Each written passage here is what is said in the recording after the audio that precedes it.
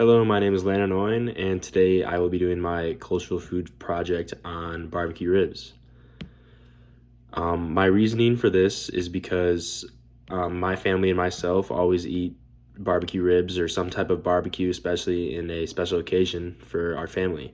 Whether this is at a family event, so like a party or a family party such as like 4th of July, birthday parties, going out to eat, or maybe even sports games. We always tend to have some type of barbecue on the grill or smoker.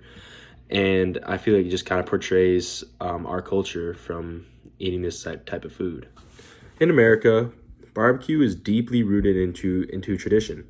But in reality, this tradition that many Americans claim to be their own is much older than they think it is. American barbecue is rooted to be discovered in the Caribbean islands. In the infamous year of 1492, Christopher Columbus founded America, and they also found new ways of cooking from the Taino tribe that was living on the land at that time. The tribe used slow cooking methods such as the basic meat on the stick, rotating around the campfire, and they called it barbecue, which obviously they spelled a little different and pronounced a little different, but that's where we get the word barbecue as we know it today. This cooking method slowly spread to the new colony of North America, and here eventually enslaved individuals had to do this sort of cooking, and they developed certain sauces, including lemon, citrus, and hot peppers. And you guessed it, that's where we found and have the barbecue sauce as we know it today. The art of barbecue spread immensely after the Civil War, as freed slaves were finally able to spread their art, teach others, and even open up shops.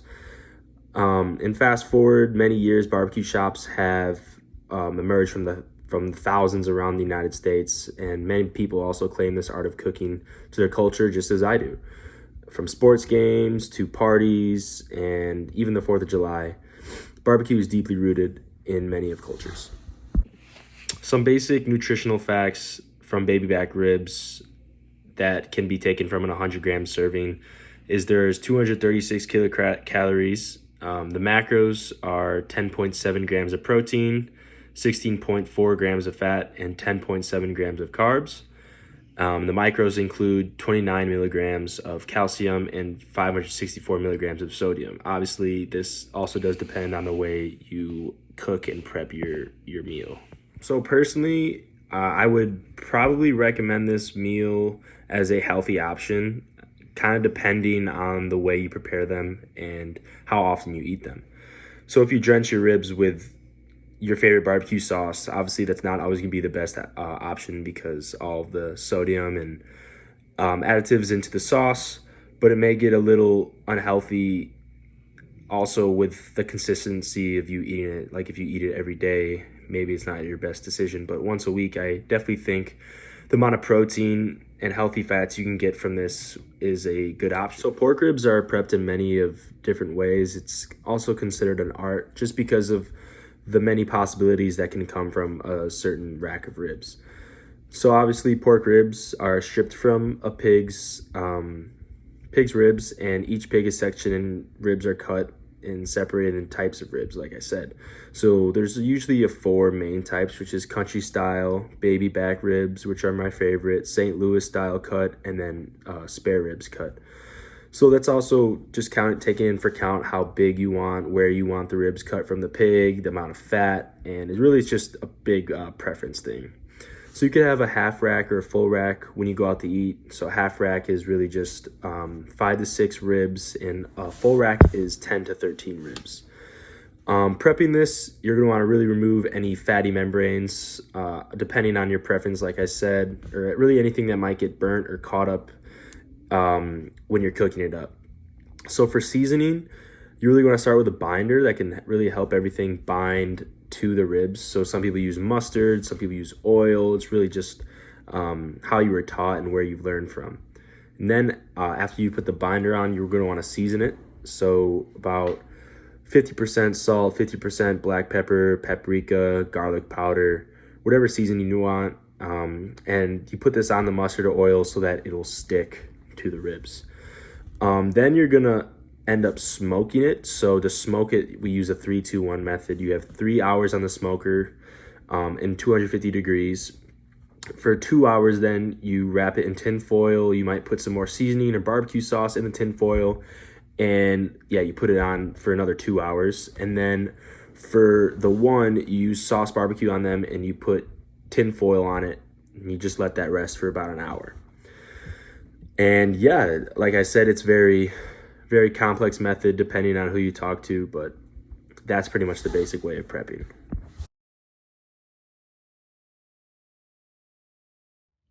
Yes, I think ribs are very relevant in our culture. You look at different parts of the United States, like for instance, Texas, ribs are more beef based, whereas in the Midwest, Kansas City, Chicago area, the Midwest, ribs are more pork related.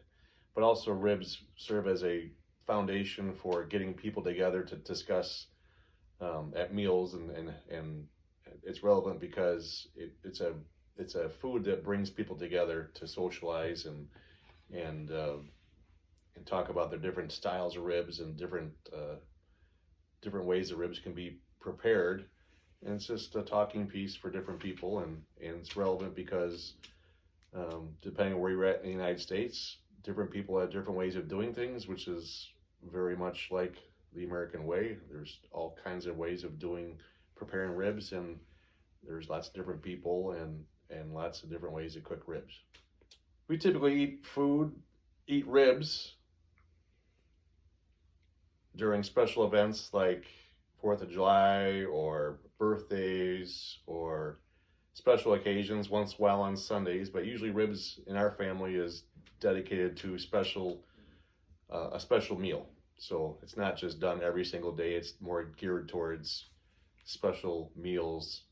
Um, and again, it's a good way to bring people together and to talk about what happened during the day. And it's a good, starting piece of discussion. And we eat ribs probably once every couple of months or so.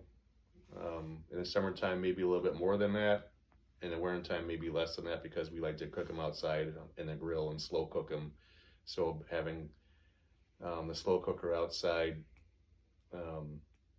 is conducive to cooking ribs. So probably more in the summertime than in the colder months. I like barbecue ribs. I know there's lots of different ways you can prepare ribs, but my favorite is barbecue ribs because I just like barbecue, and there's different types of barbecue you can buy, and a whole litany of different ways you can prepare it even with barbecue. So barbecue is my favorite. Yes, most of the time it's cooked by me. I slow cook them either in the oven or on the slow cooker. But there's actually a restaurant nearby called the Barbecue King, which is a restaurant that specializes in ribs and brisket and that type of thing. So sometimes rather than us having to spend lots of time preparing and cooking ribs, it's sometimes easier to go to this restaurant and have ribs prepared for us.